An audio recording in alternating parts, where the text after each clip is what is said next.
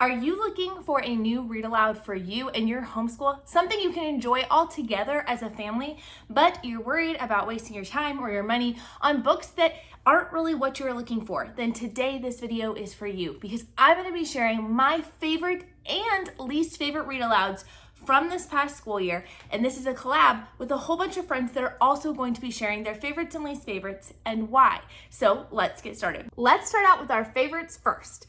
First up would have to be the Vanderbeakers on 141st Street. This was a Christmas read aloud this past year because this book has 25 chapters. So it's a really fun one to add to your Advent studies. It takes place around Christmas time, which is why it's perfect for that season, although you can really read it any time of year. We read one chapter a day leading up to Christmas, and my kids devoured it. We paired this with the Ruby Reads posters. I will drop a link down below where you guys can find those and all of these books, but these posters are so fun because they have interactive elements to it that your kids can utilize whether you're verbally reading aloud or whether you're using an audiobook. They have things that they can color, places that they can illustrate different characters mentioned, places where they can rate the book, and more. The story follows a family that is being evicted from their home, and as the kids kind of scheme together to come up with different creative ideas to convince their landlord to let them stay. It's one that has laughter, it has a few tears,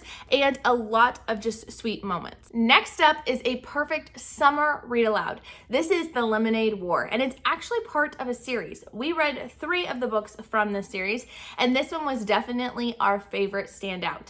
This one takes place, it's a brother and a sister who are having a lemonade war. They're running competing lemonade stands to see who can earn the most money by the end of the summer.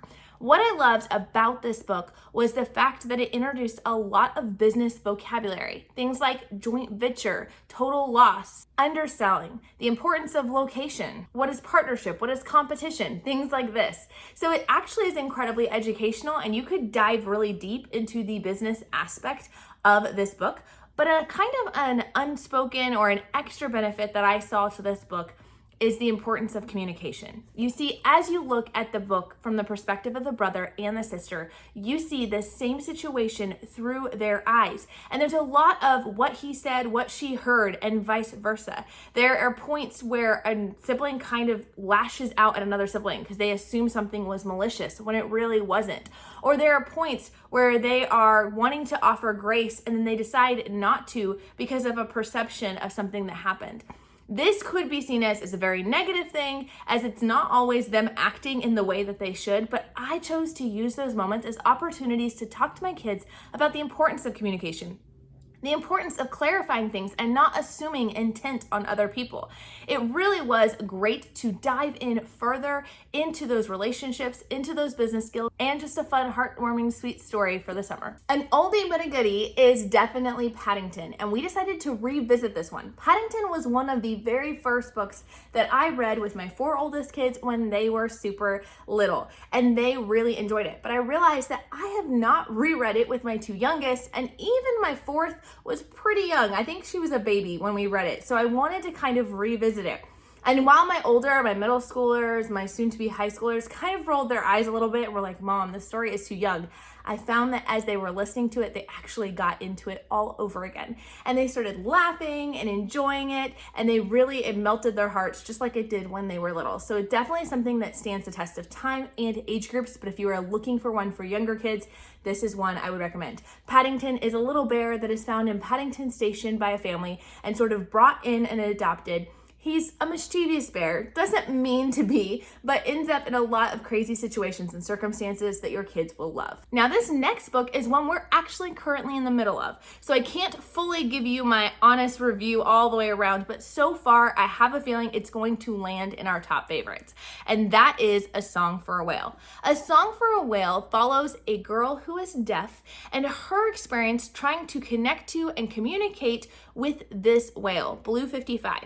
This whale is not able to communicate with other whales as his song is a different pitch than other whales. So she is going through extensive measures to help break this communication barrier between this whale and the other whales out there. It is a really interesting dive into deaf culture and has been really interesting for my kids. My daughter is hard of hearing and has pretty significant hearing loss, and she has really connected with this book and some of the struggles the daughter has introduced. Now, I will say that sometimes she can be a bit negative about her situation and can have a sort of a bad attitude about things from time to time, but she's learning her lessons and it opened up a lot of great communication points. For me, that's the most important thing when it comes to a family read aloud is I want it to be something that bridges discussions, that has a lot of teachable moments that will lead to meaningful conversation, and this definitely delivered. We are over halfway through, but not completely done, so I will try and post on Instagram. Follow me over there to get the full review, but definitely so far it's landing in the top. Now, for my least favorite read alouds. And I always clarify this with this is books that just didn't fit us in our particular season, or you'll see why we didn't particularly care for these, but it doesn't mean they're bad books. First up might surprise you, but hear out my reasoning for it. The Wild Robot Protects. This is the third book in the Wild Robot series.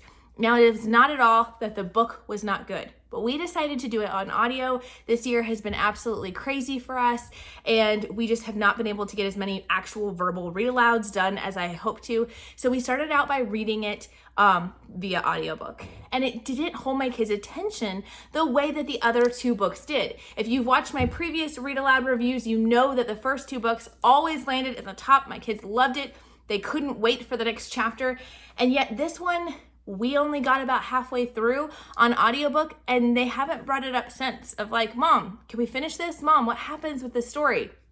And at first I thought maybe it didn't have the magic of the first two. And as I kind of reevaluate, I'm really wondering if the audiobook was actually the problem and then it needed that interaction and that one-on-one with my kids. So we are going to revisit this one this summer because I really am sure I really have loved their books and I really want to enjoy this one with my kids as well. But for this year, it didn't land in the top. Next up is another similar type situation, only the opposite. 40 Acres and Maybe a Mule was one of the books that we read along with our Biblioplan history. And while we actually did end up fully enjoying and loving this story, I had actually started out by reading it aloud. However, it is written with much of the dialect of the time, and it is written about this sort of adopted family, so to speak, of slaves. They kind of gather along the road as they are leaving the South, heading towards where they have been promised 40 acres and maybe a mule, and they're ready to start out a new life together. There's a lot of colorful characters, and there's a lot of adventures as they travel there, and then even once they get their land, as they try and establish their own homestead.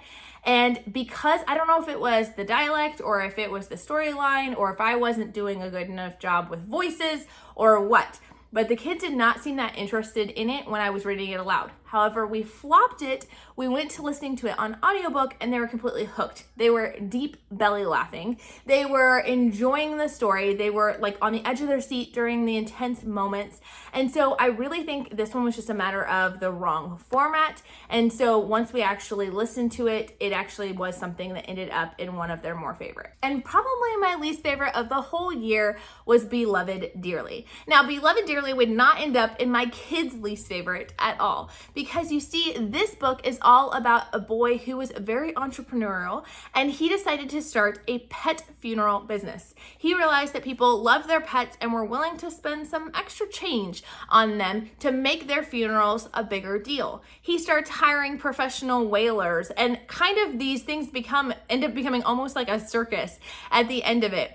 He also hires his different friends for different jobs. Now, this one was neat because it showed that entrepreneurial side. It gave them some of that vocabulary like Lemonade War did. However, it also did broach the important topics of things like we need to be a good boss. We need to treat our friends and our employees like people and human beings and not take advantage of them. So there were a lot of good lessons to be learned, and frankly, the book was hilarious. I know a pet funeral business does not sound that funny, but it really truly was, and my kids really enjoyed it. However, the writing itself could have been better.